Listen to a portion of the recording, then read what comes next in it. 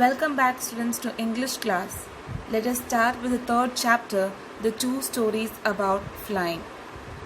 It has two different stories with different experience of flying. Both the stories are unique.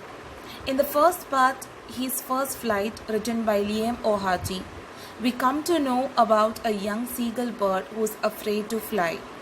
It feels that its wings wouldn't support him. It was not strong enough to make it fly. How he overcomes his fear, which all of us face while trying a new venture, and the story of his successful maiden flight has been beautifully narrated in this lesson. So let us start with the first chapter explanation. Here we can see that we have a young seagull who is afraid to fly. The story is about him who is at the edge of life where he has to learn to fly. His younger brothers and sisters, he is too afraid to fly. When all of them went for flying for the first time near the edge of the sea, all of them except him succeeded. He could not trust his wings. He got terrified by the vast sea and was convinced that he could never fly. As a result, he was ashamed and disheartened and thus went inside the ledge where he usually used to sleep. Even when each of his brother and his sisters, whose wings were far shorter than his, they managed to fly. But he could not take up the courage, though he tried so desperately. He was scolded by his parents for not trying again, but he was so far afraid that he could not even move. Now he had been alone for a day after he tried because his parents were busy focusing on his siblings. They helped his siblings master the art of flying and diving for food, that is their fish. His oldest sibling even caught his first fish, which he proudly ate at a rock while his parents celebrated it. That morning his parents taunted him all the way for being a coward. The sun had now risen and he was feeling the heat more than ever because he was empty.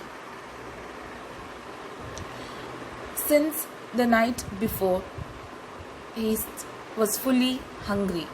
He stepped out of his sledge and pretended to sleep on one leg to gain the attention of his family. Still, no one noticed him. His siblings were sleeping. His father was cleaning his feathers with his beak, and his mother was standing on another plateau eating fish while she noticed him. The seagull got mad on seeing the fish because he was very hungry. He loved to tear away fish and scrape his beak now and then.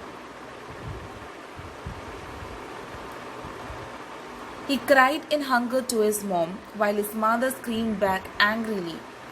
But he kept crying, which soon turned into a joyful scream at the sight of the mother bringing the food towards him with a piece of fish. He got excited as she came nearer and thus leaned forward. Suddenly, she stopped not too far from him.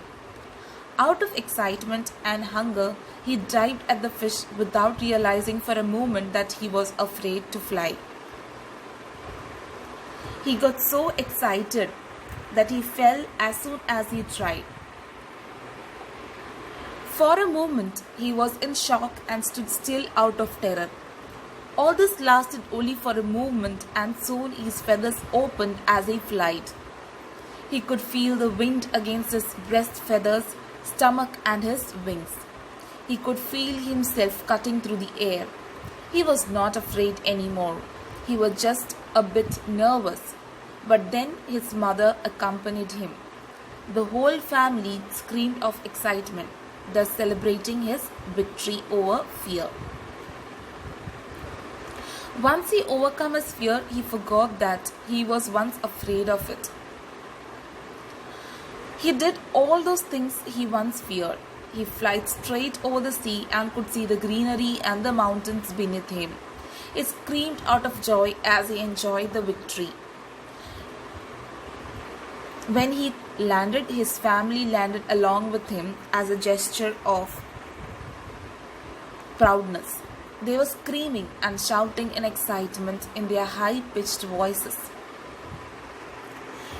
He tried escaping but got tired and weak because of hunger. Thus, when he calmed down, he started floating in the sea. He was once afraid of. His family was celebrating in excitement and offered him food as a praise. Finally, he had overcome his fear and he made his first flight. So, this was a story about his first flight. It's a story where we have to know that every step, the first step we take, we shouldn't be afraid. We have to go forward and overcome all our fears. Part 2, The Black Aeroplane. Written by Frederick Forsyth. We get to know about a pilot who is on his flight back home to England. The story is narrated about the incident that happened on the way and how the pilot escapes death miraculously. So let us start with the first para. It was night time when the sky was clear and the stars could be seen twinkling. The pilot felt peace in being above a country that had fallen asleep while he was flying over France to England. It was 1:30 in the morning and he was fantasizing about holidaying with his family. When the aeroplane was in France, the pilot thought of informing the Paris control personnel about its presence and for instruction. At that time, lights from the Paris city were blaring at him.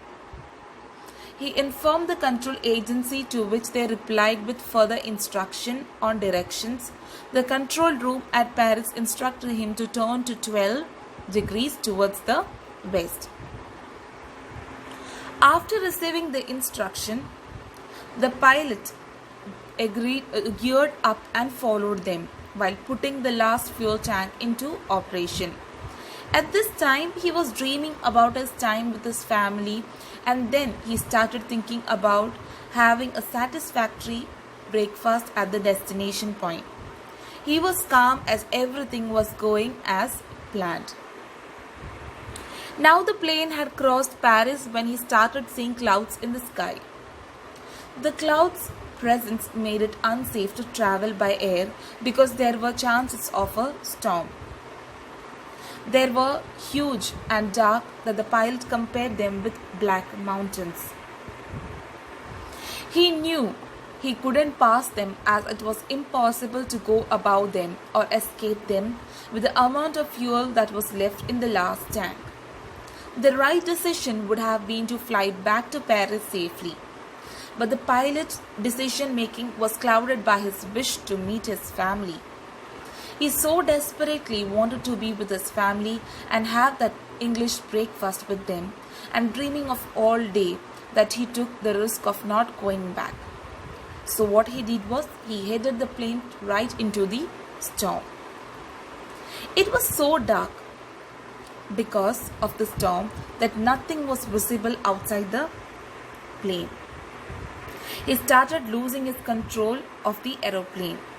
The compass and the other instrument had also stopped working because of the bad weather.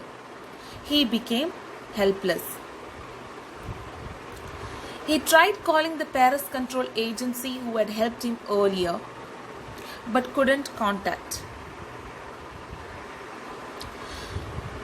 because of the weather. In the midst of nowhere, when everything failed, he saw a ray of hope when he saw another aeroplane. He felt relieved when he saw another pilot's face and willingness to help him escape the storm.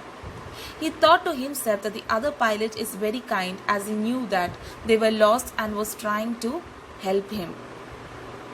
The other pilot took his plane ahead of the lost aeroplane to make it easier for them to follow, while the author followed him like an obedient child. He was also panicking because there was very less amount of fuel left. It was only then that he started coming out of the storm and could see the runway to land his plane. When he turned to thank the other pilot, he realized that the plane that helped him had disappeared as soon as he came out of the storm. The author did not know where he had landed, but was not afraid of leaving his plane unattended. He headed straight into the control room to ask about the other pilot. To his utmost surprise, the lady informed him that there was no other plane in the sky except his because of the bad weather. He was left astonished with a lot of questions unanswered in his mind. So here we can see that the poet is trying to talk about the black aeroplane, and he is trying to say that the pilot who was in a fearful situation during his flight back home was helped by another aeroplane which he found it to be disappeared once he reached the runaway. So this story is telling us about to just refresh back that whenever fears come towards us, we can escape it if we overcome the fear. If we go towards it, then only we can accomplish or overcome that fear. So this was a story about Black Aeroplane by Frederick Forsyth. Thank you for listening.